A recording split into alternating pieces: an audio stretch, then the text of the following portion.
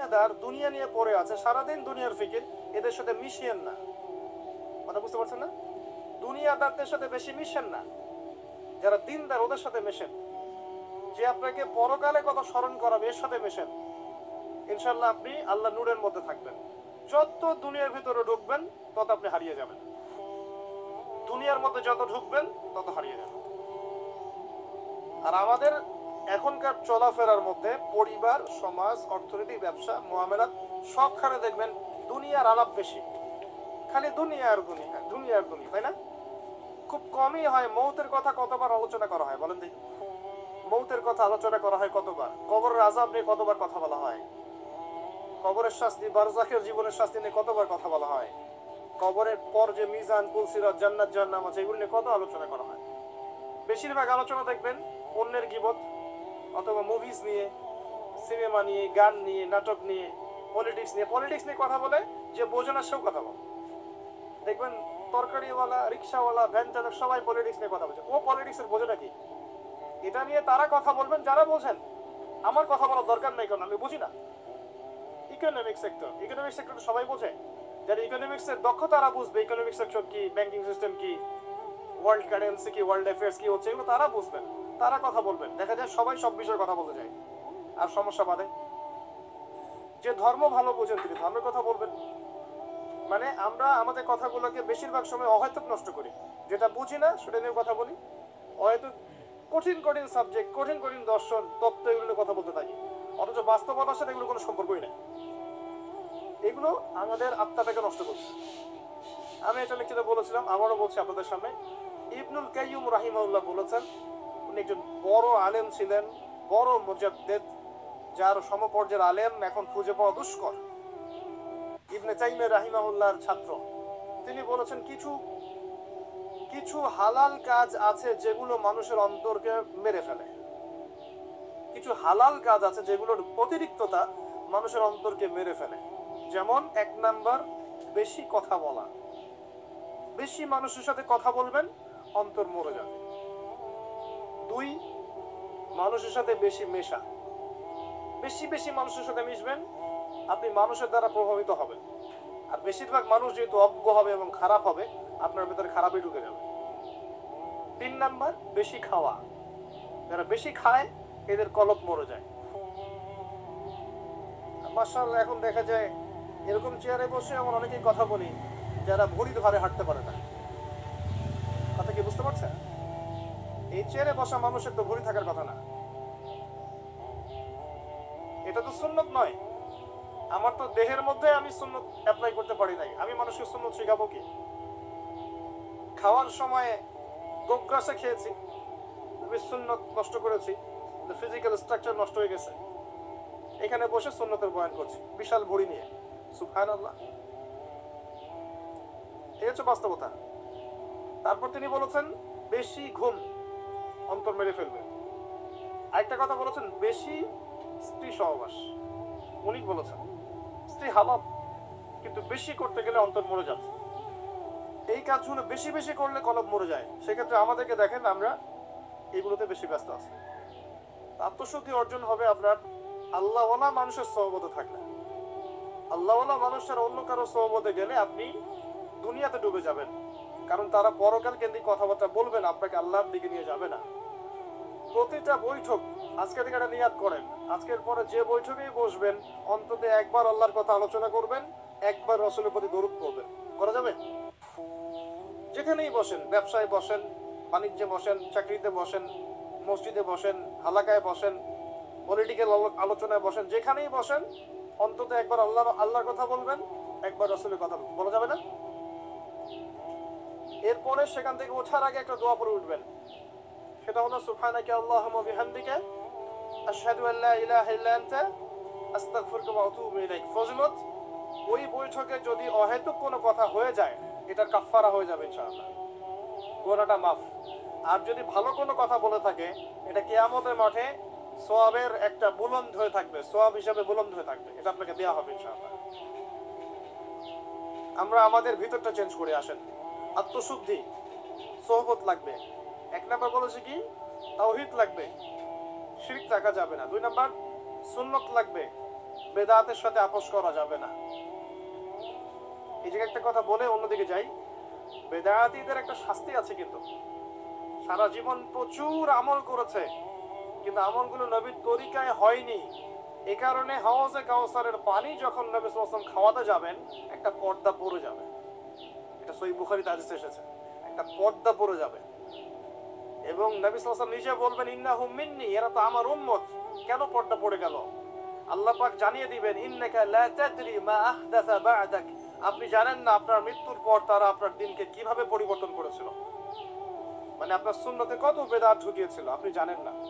আল্লাহর নবী নিজে বলবেন সাল্লাল্লাহু আলাইহি ওয়াসাল্লাম, সুহকান সুহকান লিমান গায়্যারা বা'দি, দূর হয়ে যাও, দূর হয়ে যাও যারা আমার পরে দিনকে পরিবর্তন করেছো, বেদাত করেছো। সুন্নতে থাকতে হবে, বেদাতে যাওয়া যাবে। এরপরে বলছে সহবত, আল্লাহ ওয়ালা মানুষের সহবতে থাকতে হবে। চার নাম্বার হচ্ছে বেশি থেকে বেশি কোরআন তেলাওয়াত করা যাবে ইনশাআল্লাহ। বেশি থেকে বেশি ডেইলি অন্তত একটা করে সূরা পড়তে পারবেন, অন্তত একটা পৃষ্ঠা পড়তে পারবেন। কোরআনে কতগুলো পৃষ্ঠা আছে বলেন দেখি? কোরআনের আলো যে ঘরে ঘরে জ্বালতে চান, কোরআনে কয়টা পৃষ্ঠা আছে বলে না? আলেম ওলামারা পারবে। 600 পৃষ্ঠা। একটা হাফেজি কোরআনে কয়টা পৃষ্ঠা আছে? আমার কথায় রাগ করবেন না, আমি বাস্তবতা আর যা চলমান এর মধ্যে আমি পার্থক্য দেখতে পারি।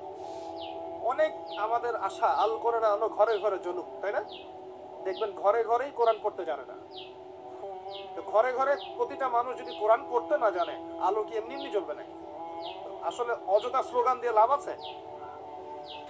সুন্নতের আলো ঘরে ঘরে জ্বালো, খুব সুন্দর কথা, মাশাআল্লাহ। তো প্রত্যেকটা ঘরে ঘরে তো সুন্নতের পাবন মানুষ লাগবে নাকি? এমনি এমনি জ্বলবে? আপনি বাস্তবতা হচ্ছে এই যে আপনি ঘরে ঘরে খুঁজে দেখেন, প্রত্যেকটা ঘরে একটা করে কোরআন তেলাওয়াত করা মানুষ পান নাকি? আজকে খুঁজে দেখেন, প্রত্যেকটা ঘরে একটা করে মানুষ দেখান যে কোরআন তেলাওয়াত করে নিয়মিত। আলো কেমন করে জ্বলবে ভাই? কিছু হলে উপরের দিকে আঙ্গুল তুলি আমরা, তাই না? ওইখানে সমস্যা, ওইখানে সমস্যা, ঘরেই তো সমস্যা। উপরে আঙ্গুল তুলে লাভ কি আমার? তো কোরআনের আলো ঘরে ঘরে জ্বলবে ঠিকই ইনশাআল্লাহ, যখন প্রতিটা ঘরের মানুষরা কোরআন পড়তে শিখবে। প্রত্যেকদিন 1 পৃষ্ঠা করে পড়তে পারবেন। 600 পৃষ্ঠার বই মানে প্রতি 20 পৃষ্ঠায় একটা করে পারা শেষ হয়েছে। যারা হাফেজ 20 পৃষ্ঠা পড়তে আধা ঘন্টাও লাগে না। যারা হাফেজে কোরআন তাদের 20টা পৃষ্ঠা পড়তে আধা ঘন্টাও লাগে না। আমরা যদি হাফেজ নাও হয়ে থাকি, পৃষ্ঠা আমরা কি 1.5 ঘন্টায় পড়তে পারবো না? 2 ঘন্টায় পড়তে পারবো না? 2টা ঘন্টা খুব বেশি কিছু? 2টা সিরিয়াল দেখতে আপনার 2 ঘন্টা চলে যায়, তাই না? এই যে মহিলারা সিরিয়াল দেখে না, দেখবো 2টা সিরিয়াল দেখতে 2 ঘন্টা চলে যাবে। একটা মুভিজ দেখতে 2 ঘন্টা। এখন তো সিরিয়াল লাগে না, আপনি তো লুডো খেলে 2 ঘন্টা নষ্ট করছেন, তাই না? মোবাইলে পাবজি খেলে 2 ঘন্টা নষ্ট করছেন। আপনি আরেকটা কি জানি গেমস আছে, ফ্রি ফায়ার, এটা খেলে 2 ঘন্টা নষ্ট করছেন। টিকটক করে নষ্ট করছেন সময়, অযথা স্ক্রল করছেন, নষ্ট করছেন, 2 ঘন্টা নষ্ট করছেন। সময় কে দিয়েছে আপনাকে? এই যে সময়টা নষ্ট করছেন আপনি, সময়টা কে দিয়েছে আপনাকে? এই সময়ের মালিকটা কে? আমি নিজে কি আমার হায়াতের মালিক? তা আমাকে কে অধিকার দিল 2 ঘন্টা নষ্ট করা? যে দিনের প্রতিটা কাজ কোরআন সুন্নাহ মতো করার চেষ্টা করছে, এখন সে ক্লান্ত হয়ে পড়েছে, এখন ঘুমাবে। এই ঘুমটার জন্য আল্লাহ পাক নেকি দিচ্ছে। দিনের জন্য আপনি চেষ্টা করছেন, নামাজ পড়ছেন, দিনের জ্ঞান অর্জন করছেন, সুন্নাহর মতো জীবনযাপন করছেন, এখন টায়ার্ড হয়ে গেছেন, ঘুমাবেন। এই ঘুমটার জন্য আপনি নেকি পাচ্ছেন। আল্লাহ পাক এত সুবিধা দিয়েছেন। ক্লান্ত হয়ে গেছেন, ক্ষুধার্ত, আপনি খাবেন, এই যে খাচ্ছেন, খাওয়ার জন্য নেকি পাচ্ছেন। আর কি চাই আমরা আসলে? এখন প্রবৃত্তির তাড়না আছে, একটা প্রবৃত্তির তাড়না আছে, স্ত্রীর কাছে যেতে হবে, গিয়েছেন, আপনি আপনার প্রবৃত্তির তাড়না মিটিয়েছেন, আপনি নেকি পাচ্ছেন। আর কি চাই আমরা মানুষ হিসেবে? এই সময়টাকে আল্লাহ পাক আমাকে এমনি এমনি দিয়েছেন, এই সময়ের মালিককে আমি নিজেই। 2 ঘন্টা কেন নষ্ট করব এগুলো করে, যেগুলো কোনো ফায়দা নাই? এমন কাজে যদি নষ্ট করতেন যেটাতে দিনের ফায়দা আছে, উপকার হতো, সেটা তো হচ্ছে না। 2 ঘন্টা সময় দেয়া যাবে কোরআনকে ইনশাআল্লাহ? আচ্ছা, 1 ঘন্টা দিতে পারবেন? আল্লাহ পাক তৌফিক দান করুন। বেশি বেশি কোরআন তেলাওয়াত করবেন। কোরআনের কিছু অংশ মুখস্থ করার চেষ্টা করেন। কোরআন তেলাওয়াত করলে আপনি প্রত্যেক হরফে 10 নেকি পাবেন। কোরআন আপনার পক্ষে সুপারিশ করবে। পৃথিবীর শ্রেষ্ঠ মানুষদের মধ্যে আপনি একজন, যে নিজে কোরআন পড়ে এবং অন্যকে শেখায়। সূরা বাকারা, আলে ইমরান আপনার পক্ষে সুপারিশ করবে। সূরা মুলক আপনাকে কবরের আযাব থেকে বাঁচাবে। সূরা ইয়াসিন পড়েন, আপনার কোরআনের কলিজা হাজত পূরণ হয়ে যাবে ইনশাআল্লাহ। সূরা ওয়াকিয়া পড়েন, আপনার দারিদ্রতা দূর হয়ে যাবে ইনশাআল্লাহ। সূরা ইখলাস পড়েন, অর্ধেক তিনবার পড়েন, ইনশাআল্লাহ কোরআন খতমের নেকি পাবেন। সূরা ফালাক, নাস পড়েন, আপনাকে আল্লাহ পাক দৃশ্য অদৃশ্যের সমস্ত বিপদ আপদ থেকে বাঁচাবেন ইনশাআল্লাহ। সূরা কাহফ পড়েন, আল্লাহ আপনাকে মাসিব থেকে বাঁচাবেন ইনশাআল্লাহ। কোরআনকে সময় দেন, অর্থটা বোঝার চেষ্টা করেন, কিছু অংশ হেফজ করেন। যেমন সূরা বাকারার প্রথম 5টা আয়াত মুখস্থ করেন, সূরা বাকারার 255 নম্বর আয়াতটা মুখস্থ করেন, আয়াতুল কুরসি মুখস্থ করেন। সূরা বাকারার শেষের 3টা আয়াত মুখস্থ করেন, লিল্লাহি মা ফিস সামাওয়াতি থেকে ফানসুরনা আলাল কওমিল কাফিরিন পর্যন্ত মুখস্থ করেন। সূরা মুলক মুখস্থ করেন। সূরা কাহফের প্রথম 10 শেষ 10 আয়াত মুখস্থ করেন। সূরা আলে ইমরানের শেষের 10 আয়াত মুখস্থ করেন। সূরা আর রহমান মুখস্থ করেন। সূরা ইয়াসিন মুখস্থ করেন। ফালাক, নাস, ইখলাস, কাফিরুন এগুলো মুখস্থ করেন। পারবেন না? সারা জীবন কত বই পড়েছেন ভাই। ম্যাথমেটিক্সের সূত্র পড়েছেন, ফিজিক্সের, কেমিস্ট্রির, বায়োলজির কঠিন কঠিন টার্মস পড়েছেন, ইকোনমিক্স পড়ছেন, কঠিন সাবজেক্ট। অনেকে পলিটিক্যাল সায়েন্স পড়েন, কঠিন সাবজেক্ট। আইআরএ পড়েন, ইন্টারন্যাশনাল রিলেশনশিপস, কঠিন সাবজেক্ট। বিবিএ করছেন, এমবিএ করছেন, কত সাবজেক্ট পড়ছেন, মেডিকেল সায়েন্স পড়ছেন, দাঁত ভাঙা শব্দগুলো পড়ছেন, মুখস্থ করছেন। এক একটা ডেফিনেশন মুখস্থ করতে দাঁত ভেঙে যায়। কিন্তু কোরআনের এই 100-200 আয়াত মুখস্থ করার তৌফিক হবে না? যদি না হয়, কোরআন কি আমার পক্ষে আদৌ সাক্ষী দিবে? কোরআন ছাড়া আত্মশুদ্ধি সম্ভব নয়। বেশি বেশি কোরআন তেলাওয়াত করেন, বেশি থেকে বেশি। শোনেন, নবী সাল্লাল্লাহু আলাইহি ওয়াসাল্লাম বলেছেন, মানুষের অন্তরের মধ্যে পাপ করলে কালিমা পড়ে, দাগ পড়ে এবং দুর্গন্ধ বের হতে থাকে। নবীজি বলছেন, আমি কি তোমাদেরকে জানিয়ে দিব কোন কাজ তোমাদের কলবের মরিচাগুলো দূর করে দিবে? সাহাবীরা বললেন, ইয়া রাসূলুল্লাহ, জানিয়ে দিন আমাদেরকে। নবী সাল্লাল্লাহু আলাইহি ওয়াসাল্লাম বলছেন, দুটো কাজ তোমার কলবের মরিচা দূর করে দিবে। একটা হচ্ছে বেশি বেশি কোরআন তেলাওয়াত, আরেকটা হচ্ছে মউতের স্মরণ। বলেন তো দুটো কি? আপনার কলবের মরিচা দূর করবে ইনশাআল্লাহ। কোরআন আপনি যদি অর্থটা বোঝার চেষ্টা করেন, দেখবেন আপনি আল্লাহর সাথে কথা বলছেন সরাসরি। আল্লাহ পাক আপনার সাথে কথা বলতে চান, একটা তো মাধ্যম লাগবে, লাগবে না? আল্লাহ কি সামনে এসে কথা বলবেন? এই যে মাধ্যম কোরআন দিয়েছেন, আল্লাহ বলছেন কথা, আপনি শুনেন কি বলছেন আল্লাহ পাক। আমার কথায় আপনার কি তাসির হবে? কার কথায় তাসির হবে আল্লাহর চাইতে বেশি? আল্লাহ পাক আপনাকে বলছেন, এটা করো, এটা করো না, এর ধার কাছে যেও না, এটা খেও না, এইটা করো, এটা ভালো, ওটা উত্তম, এগুলো আল্লাহ বলছেন। আল্লাহর কথা আপনি শুনবেন না? তো মানুষ কোরআন পড়ছেই না এখন। প্রচুর মুসলিম আছে 5 ওয়াক্ত নামাজ পর্যন্ত পড়ে, কোরআন পড়তে জানে না। প্রচুর মুসলিম। এই জায়গায় মানুষকে নিয়ে আসেন। মানুষের অন্তর্জগৎ পরিবর্তন না হলে কোশ্চিন গেল বড় মাপের কোনো পরিবর্তন সম্ভব না। অহেতুক বড় বড় স্লোগান দিয়ে কোনো লাভ নাই। এটা বাস্তব, বাস্তবতা বুঝেন। বাস্তবতা এই জায়গায় আমরা প্রচন্ড রকম অধঃপতনের জায়গায় আছে। আমাদের বাস্তবতার বেসিক জিনিসগুলো ঠিক নাই। বড় বড় চিন্তা পরে আসেন, বেসিক ঠিক করেন। আত্মশুদ্ধির একটা পথ, কয়টা বলছি? 4টা। কয়টা বলছি? 4টা। তাওহীদ, সুন্নাত, সুহবত, একটা কোরআন তেলাওয়াত। অর্থ বুঝতে পারলে খুব বেশি ভালো হয়, হিফজ করলে আরো ভালো হয়। আল্লাহ পাক আমাদেরকে কোরআনওয়ালা হওয়ার তৌফিক দান করেন। 5 নাম্বার আল্লাহর জিকির। 5 নাম্বার আল্লাহর জিকির। হিসনুল মুসলিম বইটা কিনবেন, অ্যাপস আছে না, প্লে স্টোরে অ্যাপস ডাউনলোড করবেন, দেখবেন আল্লাহ পাকের প্রচুর জিকির দেয়া আছে এবং সব সহিহ। এখানে জয়ীফ বা জাল এগুলো কিছু আনা হয়নি, সহিহগুলো আনা হয়েছে বেশি বেশি। এবং সকাল সন্ধ্যায় আল্লাহর জিকির করতে ছাড়বেন না। আল্লাহ পাকের কিছু কমন জিকির আছে, নিয়মিত করবেন, ছাড়বেন না। প্রতিটা কাজ করার আগে দোয়া করবেন, সকাল সন্ধ্যা জিকির করবেন।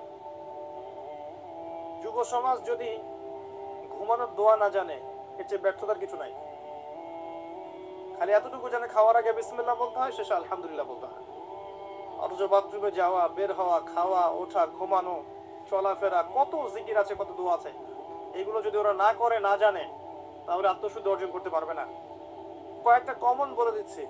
ডেইলি প্রতিদিন 100 বার বলবেন সুবহানাল্লাহ। পারা যাবে? কতক্ষণ সময় লাগবে? 5 মিনিটও লাগবে না। সুবহানাল্লাহ বলবেন আল্লাহকে ফিল করে। সুবহানাল্লাহ মানে আল্লাহ পবিত্র, আল্লাহ পবিত্র। আল্লাহর সাথে সম্পর্ক করবেন। আপনি আপনার যে কোনো প্রবলেমস আল্লাহকে বলবেন। আপনার সমস্যা হয়েছে, কোনো একটা অসুস্থতা, একটা চাকরি পাচ্ছেন না, বা আপনার কোনো কোনো প্রবলেম, বাসায় প্রবলেম, ব্যবসায় প্রবলেম, পরিবারের সমস্যা, পিতা মাতার সাথে সমস্যা, স্ত্রীর সাথে সমস্যা, আল্লাহকে সরাসরি বলবেন। নবী সাল্লাল্লাহু আলাইহি ওয়াসাল্লাম বলেছেন, জুতার ফিতা যদি প্রয়োজন হয় আল্লাহকে বলবে। তোমার যদি জুতার ফিতা ছিঁড়ে যায়, আল্লাহকে বলবে, আল্লাহ আমার জুতার ফিতা ছিঁড়ে গেছে, আমাকে ফিতা দাও। এমন সম্পর্ক আল্লাহর সাথে করেন, আল্লাহকে আপনি কাছে নিয়ে নেন, আপন করে ফেলেন। আল্লাহ পাক আপনার খুব কাছে। শুধু আল্লাহ পাক আপনার অপেক্ষায় আছেন, কবে আপনি তওবা করে তার কাছে ফিরে যাবেন, আল্লাহ আপনাকে মাফ করে দিবেন ইনশাআল্লাহ। আল্লাহ পাক অনেক কাছে।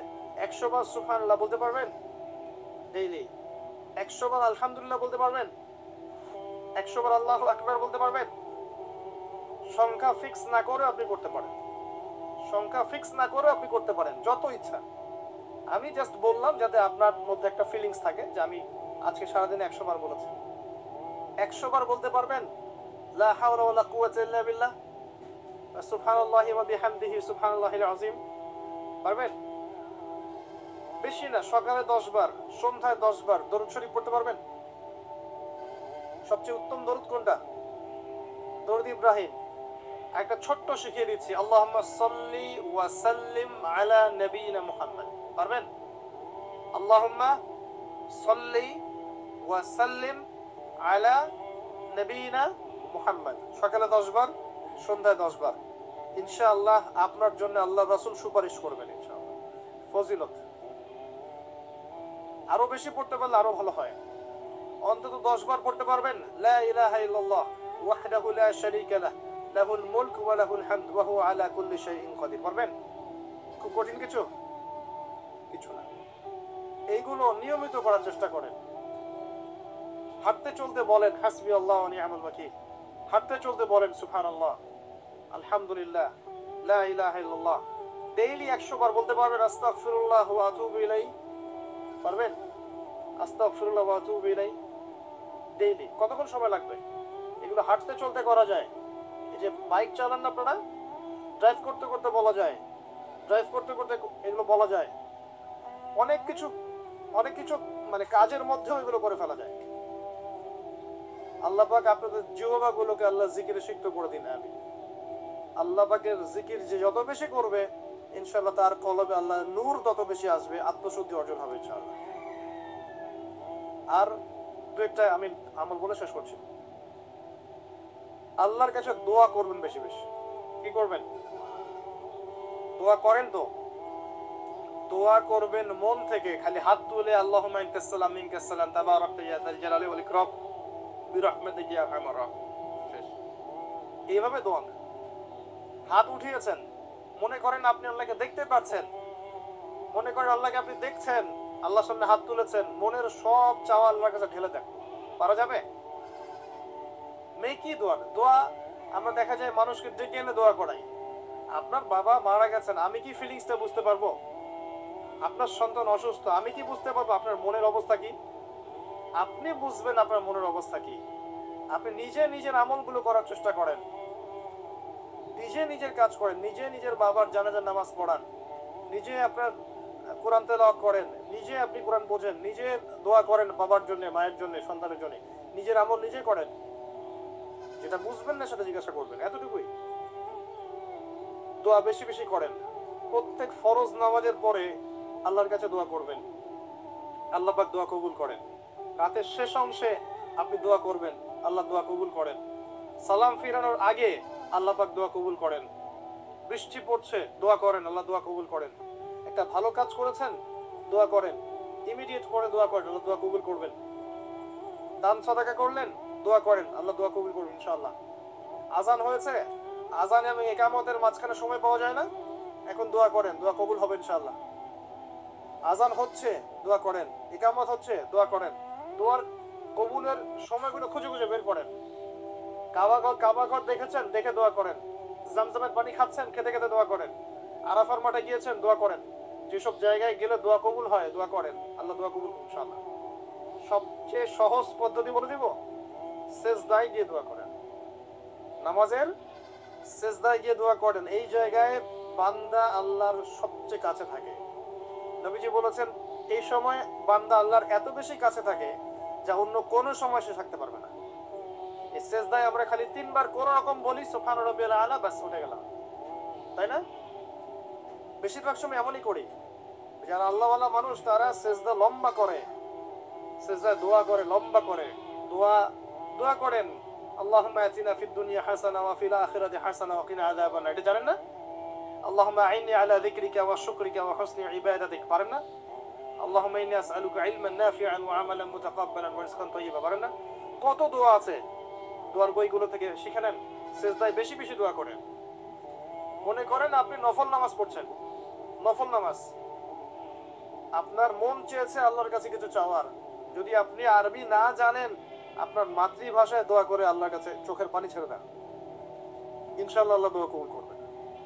আল্লাহ পাক কি সাম্প্রদায়িক? সব ভাষা কার সৃষ্টি? আজকে ভাষার দিবস না? ভাষা কার সৃষ্টি? এই যে ভাষার যে বৈচিত্র্য, এটা কার সৃষ্টি? এটা কার নিদর্শন? আল্লাহর নিদর্শন। এই যে আমরা কথা যে বলতে পারি, কার নিদর্শন?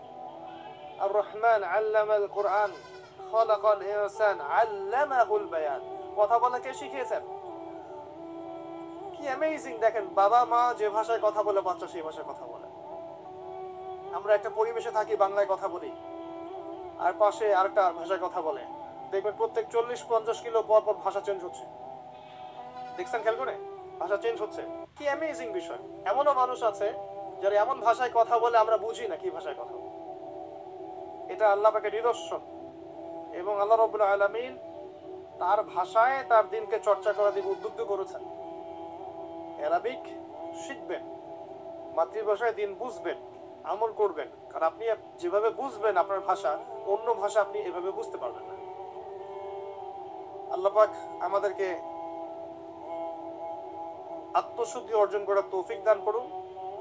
আল্লাহ পাকের 8 জন ফেরেশতা, 8 জন শক্তিশালী ফেরেশতা কিয়ামতের মাঠে আরশে আজিমকে নিয়ে আসবেন।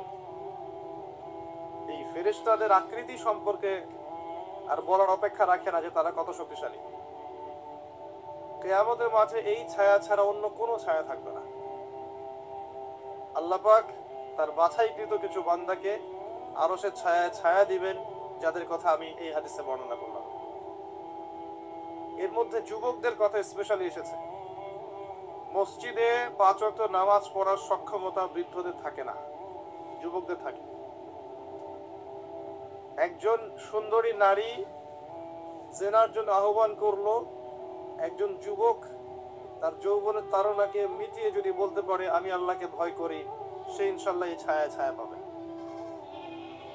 এবং একজন যুবক যদি তার যৌবন কালটাকে আল্লাহর পথে বিলিয়ে দেয় এবং আল্লাহর ইবাদতে কাটিয়ে দেয়, ইনশাআল্লাহ কিয়ামতের মাঠে সে আরশের ছায়ায় ছায়া পাবে। এখানে বেশিরভাগ বিষয়গুলোই আমাদের যুবকদের সাথে সম্পৃক্ত।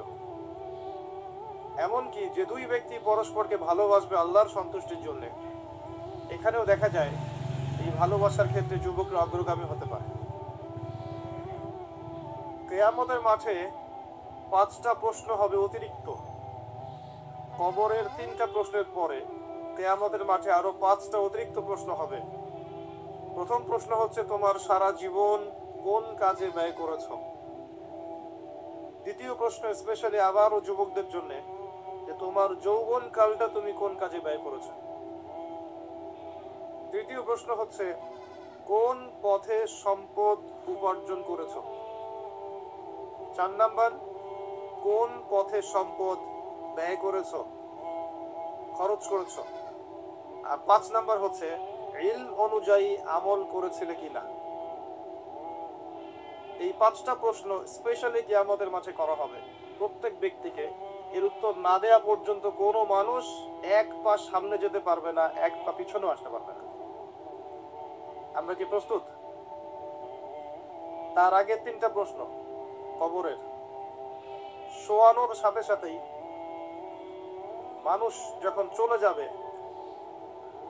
এই মাইয়েত মানুষের চলে যাওয়ার পায়ের খসখস শব্দ শুনতে পারবে। সায়েন্সকে জিজ্ঞাসা করেন এর ব্যাখ্যা কি? সায়েন্সের দৌড় শেষ। যে সায়েন্সকে আমরা বানিয়েছি এখন জ্ঞান অর্জনের প্রধান মাধ্যম। কোনো কিছু সায়েন্স যদি বলে সত্য, আমরা বলি হ্যাঁ সত্য, যদি বলে মিথ্যা, আমরা বলি মিথ্যা। ওকে জিজ্ঞাসা করেন যে কবরের আযাব কাকে বলে, সায়েন্সের দৌড় শেষ। জিজ্ঞাসা করেন রূহ কাকে বলে, আত্মা কাকে বলে, ওর দৌড় শেষ। ঘুম এবং স্বপ্নের সংজ্ঞা দাও, দৌড় শেষ। পরকালের জীবন সম্পর্কে প্রশ্ন করলে তো ওর প্যান্ট নষ্ট হয়ে যাবে। আমরা এখন জ্ঞানের সংজ্ঞা বানিয়েছি এমন যে এই পরীক্ষা নিরীক্ষা, যুক্তি, দর্শন, বিজ্ঞান দিয়ে যা প্রমাণিত হবে সেটাই জ্ঞান, এর বাইরে কোনো জ্ঞান নাই। এটা একটা শিরকি দর্শন। এই শিরকে নিমজ্জিত হয়ে আমরা জ্ঞান অর্জন করছি। এ কারণেই দেখা যায় চাক্ষুষ যা দেখি না সেগুলোকে আর বিশ্বাস করতে মন চায় না। আমাদের মাথা থেকে ওয়াশ করে দিয়েছে পশ্চিমারা। তো সবকিছুকে আপনি পরীক্ষা নিরীক্ষা পর্যবেক্ষণে প্রমাণ করতে পারবেন না। একদিন প্রশ্ন করছে জান্নাত জাহান্নাম তো বিজ্ঞান আবিষ্কার করতে পারে নাই, তাহলে জান্নাত জাহান্নামের কি অস্তিত্ব আছে? উত্তর হচ্ছে জান্নাত জাহান্নাম বিজ্ঞান আবিষ্কার করতে পারে নাই, এটা বিজ্ঞানের ব্যর্থতা, জান্নাত জাহান্নামের ব্যর্থতা নয়। জ্ঞান অর্জনের মানদণ্ড ঠিক করেন। প্রশ্ন করা হবে, মাইয়েত শুনতে পারবে যে মানুষ চলে যাচ্ছে হেঁটে হেঁটে। 2জন ফেরেশতা আসবেন যাদের ব্যাপারে অন্যান্য হাদিসে বর্ণিত আছে। প্রথম প্রশ্ন করা হবে, তাকে উঠিয়ে বসানো হবে, মান রব্বুক, কে তোমার রব? পৃথিবীতে কেউ যদি শিরক করে থাকে এবং শিরকরত অবস্থায় মৃত্যুবরণ করে বিনা তওবায়, সে উত্তর দিতে পারবে না কে আমার রব। মান রব্বুক উত্তর তারাই দিতে পারবেন ইনশাআল্লাহ যারা পৃথিবীতে শিরকবিহীন অবস্থায় মৃত্যুবরণ করবে। আর আমি অনেকদিন বলেছি মানুষের চিন্তার মধ্যে শিরক হয়, যেটাকে আকীদাগত শিরক বলে। আমলের মধ্যে শিরক হয়, মানুষের কথার মধ্যে শিরক হয়। বেসিক্যালি এই 3 পদ্ধতিতে শিরক হয়ে থাকে। যেমন কেউ বিশ্বাস করে যে আল্লাহ বলতে কেউ নাই, নাউযুবিল্লাহ। কেউ বিশ্বাস করে যে মহাবিশ্ব আল্লাহ সৃষ্টি করেননি, বিগ ব্যাং থেকেই সৃষ্টি হয়েছে। কেউ বিশ্বাস করে যে আল্লাহ আছেন, আরো অনেক ইলাহ আছে। কেউ বিশ্বাস করে আল্লাহ ছাড়া কেউ রোগ ভালো করতে পারে, কেউ সন্তান দিতে পারে, আল্লাহ ছাড়া কেউ আমাকে পরকালে পার করিয়ে দিবে। এরকম চিন্তা চেতনা কারো যদি থেকে থাকে, এটা হচ্ছে বিশ্বাসগত শিরক। আমি কি বোঝাতে পারছি? কিছু আছে কর্মগত শিরক। যেমন কেউ আল্লাহ ছাড়া অন্য কাউকে সেজদা করলো, আল্লাহ ছাড়া অন্য কারো নামে কসম করলো, আল্লাহ ছাড়া অন্য কারো কাছে সন্তান চাইলো, আল্লাহ ছাড়া অন্য কারো কাছে দোয়া করলো, আল্লাহ ছাড়া অন্য কারো নামে নজর মানত করলো, আল্লাহ ছাড়া অন্য কারো নামে শপথ করলো এবং কুরবানি করলো। কুরবানি আল্লাহ রাব্বুল আলামিন হালালকে হারাম করে দিল, আল্লাহর হারামকে হালাল করে নিল। তাকদীর, আল্লাহর তাকদীর, ভাগ্যকে অস্বীকার করলো। এমনকি আল্লাহর দ্বীনের জ্ঞান অর্জন করলো দুনিয়া পাওয়ার আশায়।